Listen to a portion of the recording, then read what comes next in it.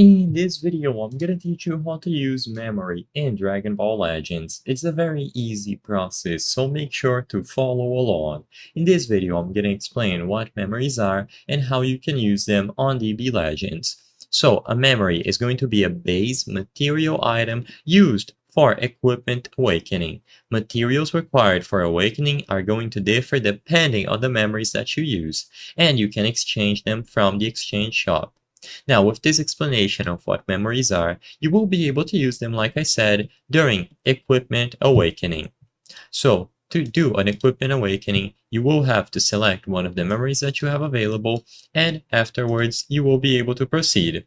So to do this, go over to your equipment window, and in there, where you have the option to upgrade, if you look right above it, you will find Equipment Awakening. This is where you will be able to manage and use your memories. So tap on Equipment Awakening as I've highlighted here, and immediately upon going into the Equipment Awakening window, you will be able to choose a memory that you want to create. So there are going to be plenty of options. You will see the quantity that you currently have right underneath the specific memory that you select. And once you choose any of the memories available in that window, and then you tap select at the bottom to continue, you will be able to input the equipment as materials and then choose fragments that you have to use. You will be able to see the difference in stats if you tap on the awakened equipment at the bottom, and you will see how much they will increase by. This is going to be random, and you could get a high increase or a low increase. So all that you have to do now, like I said, is choose the equipment that you want to use as the equipment awakening, and afterwards tap confirm at the bottom. An animation will play out, and you will see how much of an increase you got